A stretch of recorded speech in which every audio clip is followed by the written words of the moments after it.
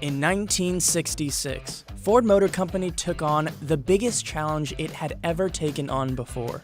The automaker's racing team attempted to win the 24 Hours of Le Mans, the world's most prestigious automobile race. The historic race and events leading up to it are the subject of the new movie, Ford vs. Ferrari, starring Matt Damon and Christian Bale. While the movie is packed with plenty of drama, action, and a few tears, here's the true story of how Ford changed racing history. Warning: spoilers ahead. The story begins 3 years earlier, in 1963. In an attempt to remedy his company's shortcomings against General Motors in the sales room and on the track, Henry Ford II put together a deal to buy out Ferrari, who, at the time, owned the most dominant team in racing. His intent was both racing alongside the iconic Italian brand and spreading Ford's influence on a more global scale. However, when the deal went very sour, Mr. Ford, Ferrari has a message for you, sir.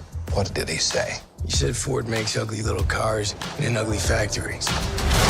And, he called you fat, sir.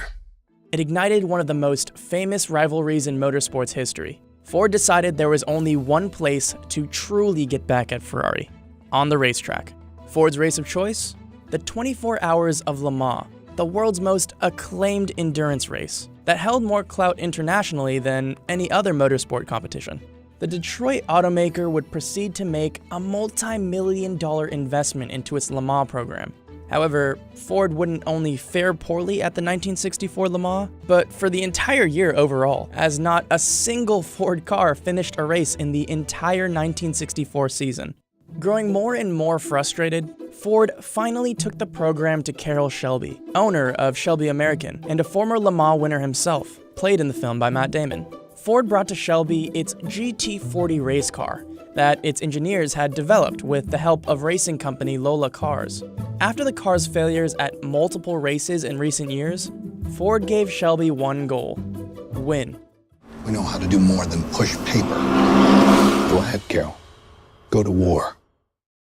Integral to the GT's development would be Shelby team member Ken Miles, played in the film by Christian Bale.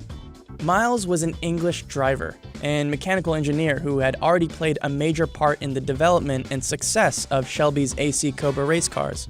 Miles helped the Shelby team address many of the Ford car's issues and did extensive testing on it. But after Ford chose to change out the car's engine at the last second before the 1965 24 Hours of Le Mans, all of its GT40s failed to finish the race. Ferrari would go on to win, making it the brand's fifth Le Mans victory in a row. As Ford's desire to take Ferrari down a peg grew, so did Shelby's commitment to the GT. The team and Miles continued their work, boosting the car's horsepower using some very primitive methods. As shown in one particularly memorable scene from the film, the team attached Scotch tape and cotton yarn to the car to assess the direction of airflow while the car was in motion. They discovered there were issues with the air ducting, and a few simple fixes helped add 76 horsepower to the car. They also proceeded to add lighter magnesium wheels, grippier tires, and better brakes. As the 1966 racing season began, Ford's newly improved GT40 would win both the famous 24 Hours of Daytona and the 12 Hours of Sebring endurance races, both times with Miles behind the wheel.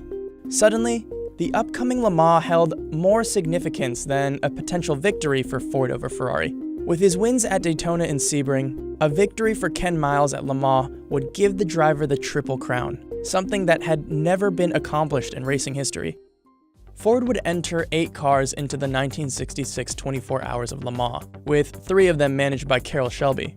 One, driven by Ken Miles and New Zealander Denny Hulme, the second team, featuring American drivers Dan Gurney and Jerry Grant, and the third car, piloted by New Zealand racers Bruce McLaren and Chris Amon. Meanwhile, Ferrari entered only 2 cars in the race, confident that after winning the past 5 races, a 6th victory was imminent. In very anticlimactic fashion, Ferrari's 2 cars would fail to finish the race, with both being declared unable to continue by lap 227. By the race's halfway point, it was clear that a Ford car would be taking home the trophy.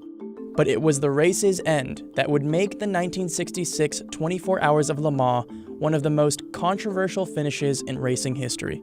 As the final lap neared, 3 of Ford's cars were at the front, with the lead 2 driven by Miles' team, followed by McLaren and Eamon. Miles had been driving record-setting laps, and the historic Triple Crown win for him was clear in sight. However, Ford's public relations team had other plans, opting for a literal photo finish. Ford requested that Miles slow down and finish side by side with McLaren for a picture that would truly emphasize the company's historic dominance at that year's race. After brief objection from Miles, he finally agreed to the decision, believing it would result in a tie for the Ford team. But this wasn't the case as Miles and McLaren finished the race alongside one another. Instead of declaring the race a tie, Le Mans organizers stated that the car that had covered the most amount of ground was the winner. Technically, McLaren and Eamon's GT40 had been lined up a mere 8 meters behind Miles' car at the start of the race. Despite being the fastest driver, Miles had lost.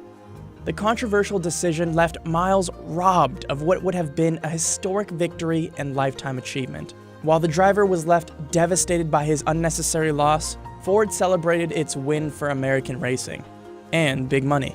Despite his devastation, Miles didn't waste any time returning to the track, beginning work on Ford's newly developed J car in preparation for the 1967 season. However, just 1 month after Le Mans, while testing the car, Miles was killed in a horrific crash. Thanks to the contributions of Miles and Shelby, Ford would go on to win the 1967, 1968, and 1969 Le Mans races, and establish itself as a dominating force in the world of motorsports.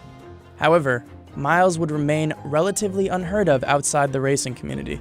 Fortunately, his legacy has been brought to the public's attention with Ford vs. Ferrari. Although the film tells a story as much about tragedy as it is about triumph, it highlights the accomplishments of two men, one relatively unknown, who helped change the course of racing history in America.